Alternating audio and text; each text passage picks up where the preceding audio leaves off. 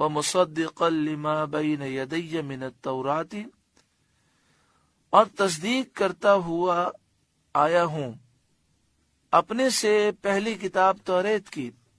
یہ عیسیٰ علیہ السلام نے کہا کہ میں اس حال میں آیا ہوں کہ میں توریت کی تصدیق کرتا ہوں۔ وَلِأُحِلَّ لَكُمْ بَعْدَ الَّذِي حُرِّمَ عَلَيْكُمْ، اور اس لیے آیا ہوں کہ تمہارے لیے حلال کروں کچھ وہ چیزیں جو تم پر حرام تھیں۔ جیسے عیسیٰ علیہ السلام کی آمد سے پہلے بنی اسرائیل پر اونٹ کا گوشت کھانا، اونٹنی کا دودھ پینا، یہ سب حرام تھا۔ اسی طرح بعض جانور اور بعض پرندے حرام تھے۔ تو حضرت عیسیٰ علیہ السلام نے اللہ کے حکم سے بعض چیزیں جو حرام تھیں اللہ کے حکم سے آپ نے حلال کی۔ وَجِئْتُكُمْ بِآیَةٍ مِّن رَبِّكُمْ، اور میں تمہارے پاس تمہارے رب کی طرف سے نشانی لایا ہوں۔ فَاتَّقُوا اللَّهَ، تو اللہ سے ڈرو، وَأَطِیعُونِ، اور میرا حکم مانو۔ إِنَّ اللَّهَ رَبِّي وَرَبُّكُمْ، بے شک میرا تمہارا سب کا رب اللہ ہے۔ فَاعْبُدُوهُ، تو اسی کی عبادت کرو۔ هَذَا صِرَاطٌ مُسْتَقِيمٌ، یہ سیدھا راستہ ہے۔ فَلَمَّا أَحَسَّ عِیسیٰ مِنْهُمُ الْكُفْرَ، پھر جب عیسیٰ علیہ السلام نے ان سے کفر پایا، بنی اسرائیل کے جو لوگ ایمان نہیں لائے یعنی یہودی، ان سے آپ نے محسوس کیا کہ یہ ایمان نہیں لائیں گے اور مجھے نقصان پہنچانا چاہتے ہیں، تو آپ نے اس خیال سے کہ حواریوں کو سعادت نصیب ہو، کیونکہ اللہ کے نیک بندوں کی مدد فرمانے والا اللہ تعالی ہے، تو وہ اپنے ساتھیوں کو اور اپنے ماننے والوں کو سعادت دینا چاہتے ہیں۔ قال من انصاری الی اللہ، آپ نے فرمایا کون اللہ کی طرف میرا مددگار ہے، کون میری مدد کرے گا اللہ کی خاطر۔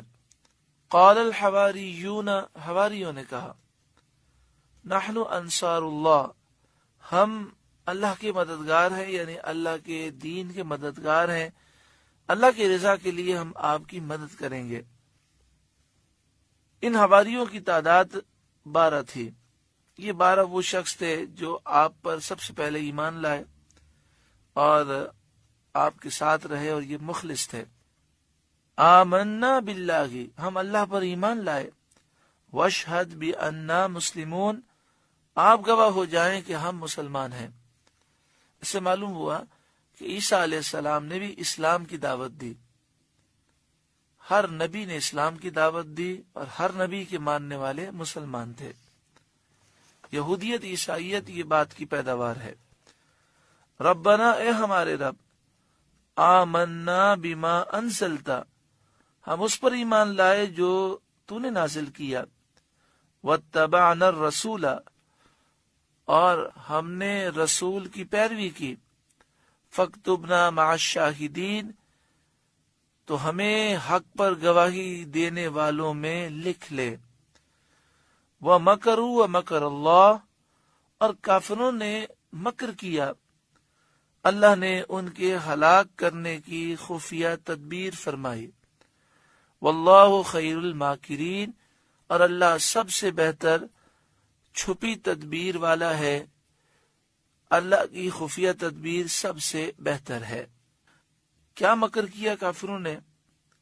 وہ یہ کیا کہ انہوں نے ایک شخص کو حضرت عیسیٰ علیہ السلام کے قریب کیا، اور وہ منافق تھا، ظاہر یہ کرتا تھا کہ میں آپ پر ایمان لایا ہوں، پیچھے سے آپ کی خبریں دشمن تک پہنچاتا تھا۔ پھر یہ لوگ جمع ہوئے حضرت عیسیٰ علیہ السلام کے گھر کے باہر اور چھپ گئے کہیں، اور یہ حضرت عیسیٰ علیہ السلام سے ملنے کے لیے گیا۔ اس نے کہا کہ جب میں دیکھوں گا کہ عیسیٰ علیہ السلام میرے سامنے ہے تو میں چیخ ماروں گا، تم سب آ کر حملہ کر دینا، اور اس طرح عیسیٰ علیہ السلام کو ہم مل کر شہید کر دیں گے۔ یہ اندر گیا تو وہاں پر حضرت عیسیٰ علیہ السلام موجود نہ تھے۔ اللہ تعالیٰ نے آپ کو آسمانوں کی طرف اٹھا لیا۔ یہ باہر نکلا اپنے ساتھیوں کو بتانے کے لیے، تو اس کی شکل حضرت عیسیٰ علیہ السلام کے مشابہ ہو گئی کچھ دیر کے لیے۔ انہوں نے اسے حضرت عیسیٰ علیہ السلام سمجھ کر سولی پر لٹکا دیا۔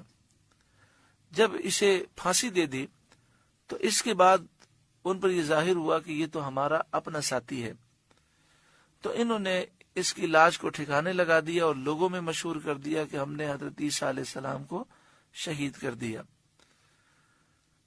تو انہوں نے خاص طور پر اس شخص نے یہ مکر تیار کیا کہ وہ عیسیٰ علیہ السلام کو شہید کرے، تو اللہ تبارک و تعالی نے اسے ہی ہلاک فرمایا اور عیسیٰ علیہ السلام کو محفوظ فرمایا۔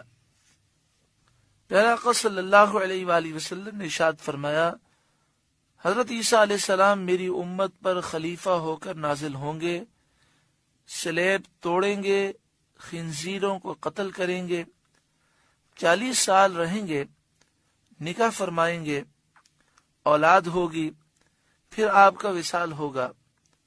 وہ امت کیسے ہلاک ہو جس کے اول میں ہوں اور آخری عیسیٰ علیہ السلام اور وسط میں درمیان میں میرے اہل بیت میں سے مہدی۔ مسلم شریف کی حدیث میں ہے کہ حضرت عیسیٰ علیہ السلام مینارۂ شرقی دمشق پر نازل ہوں گے۔ دمشق جو ملک شام میں ہے، اس شہر میں ایک مشرقی مینارہ ہوگا، اس پر آپ نازل ہوں گے۔ اور یہ بھی وارد ہوا کہ حجرہ رسول اللہ صلی اللہ علیہ وسلم میں مدفون ہوں گے، مدینہ شریف میں جہاں سرکار کا روضہ اقدس ہے، آپ کی قبر انور کے برابر میں حضرت عیسیٰ علیہ السلام بعد وصال مدفون ہوں گے۔ یہاں پر آخر میں یہ عرض کر دوں کہ کوشش کریں کہ ترجمہ کنز الایمان پڑھیں، اعلیٰ حضرت کا ترجمہ پڑھیں۔ اعلیٰ حضرت کے ترجمے میں بہت زیادہ احتیاط ہے۔ دیکھیں اللہ تبارک و تعالی مکر کرنے سے، فریب کرنے سے، دھوکہ دینے سے پاک ہے۔ اعلیٰ حضرت نے ترجمہ کیا وہ مکر اللہ کا، اور اللہ نے ان کے ہلاک کی خفیہ تدبیر فرمائی۔ بعض مترجمین نے یہاں ترجمہ کر دیا اللہ نے فریب کیا، دھوکہ دیا۔ اللہ تعالیٰ دھوکہ دینے سے پاک ہے، فریب کرنے سے پاک ہے۔ اور بھی بے شمار غلطیاں ہیں جو ترجمے میں بعض غلطیاں جان بوجھ کر کی گئیں اور بعض جہالت کی وجہ سے، کم علمی کی وجہ سے ہو گئیں۔ انگریزوں کے دور میں بہت سے ترجمے عام کیے گئے اور جن میں کافی غلطیاں ہیں، جن کو پڑھ کر انسان قرآن کے فہم کو صحیح سمجھتا نہیں بلکہ گمراہ ہو جاتا ہے۔ اس لیے گزارش یہ ہے کہ اعلیٰ حضرت امام اہل سنت کا ترجمہ کنز الایمان اپنے گھر میں رکھیں۔ مقصد یہ ہے کہ صحیح ترجمہ عام ہو جائے، نور قرآن عام ہو اور لوگ قرآن پاک کو پڑھیں، سمجھیں، عمل کریں، نور قرآن سے منور ہوں۔ الحمدللہ سورہ آل عمران کا 5واں رکوع مکمل ہوا۔ اللہ رب العالمین اس کے نور سے روشن منور فرمائے۔